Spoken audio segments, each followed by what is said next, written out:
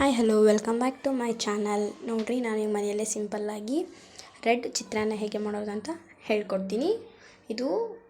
ಇದಕ್ಕೆ ನಾನು ಒಂದು ಗ್ಲಾಸ್ ಅನ್ನ ಕುಕ್ಕರ್ದಾಗ ಬೇಯಿಸಿಟ್ಕೊಂಡಿನಿ. ಈಗ ಒಂದು ಕಡಾಯಿ ಒಳಗೆ ಎಣ್ಣೆ ಕಾಯಕ್ಕಿಟ್ಟಿನಿ. ಅದಕ್ಕೆ ಕೊತ್ತಂಬರಿನ ಹಾಕ್ತಾಯಿದ್ದೀನಿ.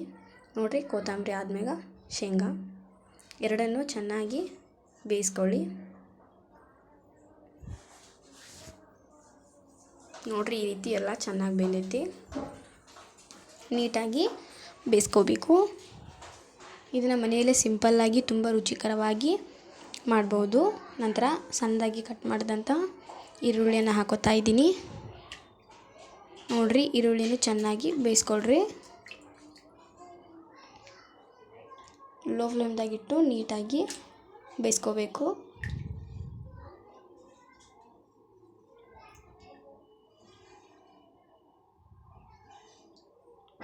ನೋಡಿರಿ, ಈರುಳ್ಳಿ ಬೇಂದೈತಿ.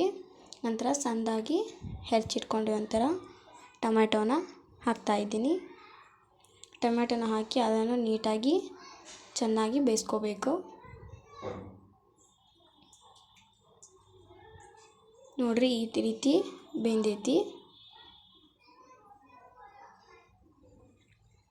ನೋಡಿರಿ, ಈ ರೀತಿ ಚೆನ್ನಾಗಿ ಬೇಯಿಸ್ಕೋಬೇಕು. ನಂತರ ಅದಕ್ಕೆ ಅರಿಶಿನ ಪುಡಿಯನ್ನು ಹಾಕ್ತಾಯಿದ್ದೀನಿ. ಇದಕ್ಕೆ ಮೆಣಸಿನ್ಕಾಯಿ ಹಾಕೋ ಅವಶ್ಯಕತೆ ಇಲ್ಲ, ಯಾಕೆಂದರೆ ನಾನು ಮೊದಲೇ ಹೇಳಿದಾಗೆ ಕೆಂಪು ಚಿತ್ರಾನ್ನ ಮಾಡಾತಿದ್ದು. ನೋಡಿರಿ, ಮಸಾಲೆ ಪುಡಿ, ಅರಿಶಿನ ಪುಡಿ, ರುಚಿಗೆ ತಕ್ಕಷ್ಟು ಉಪ್ಪನ್ನು ಹಾಕ್ತಾಯಿದ್ದೀನಿ. ನೋಡಿರಿ, ಖಾರದ ಪುಡಿನ ಹಾಕ್ಕೋತಾ ಇದ್ದೀನಿ, ಅಚ್ಚ ಖಾರದ ಪುಡಿ. ಅನಂತರ ಹಾಕ್ಕೊಂಡು ಎಲ್ಲನೂ ಚೆನ್ನಾಗಿ ಮಿಕ್ಸ್ ಮಾಡ್ಕೋಬೇಕು.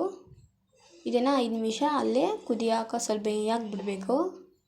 ನೋಡಿರಿ, ಎಲ್ಲ ಖಾರ ಉಪ್ಪು ಎಲ್ಲ ಚೆನ್ನಾಗಿ ಅದರೊಳಗೆ ಮಿಕ್ಸ್ ಆಗೈತಿ. ಅದಕ್ಕೆ ಮಾಡಿಟ್ಕೊಂಡಿರೋಂಥ ಅನ್ನನ ಹಾಕ್ಕೊಂಡು ನೀಟಾಗಿ ಮಿಕ್ಸ್ ಮಾಡ್ಕೋಬೇಕು. ನೋಡಿರಿ, ಈಸಿಯಾಗಿ ಮನೆಯಲ್ಲೇ ಕಲರ್ಫುಲ್ಲಾದ ಚಿತ್ರಾನ್ನ ಮಾಡ್ಕೋಬಹುದು. ನನ್ನ ರೆಸಿಪಿ ಇಷ್ಟ ಆದ್ರೆ ಲೈಕ್ ಮಾಡಿರಿ, ಶೇರ್ ಮಾಡಿರಿ.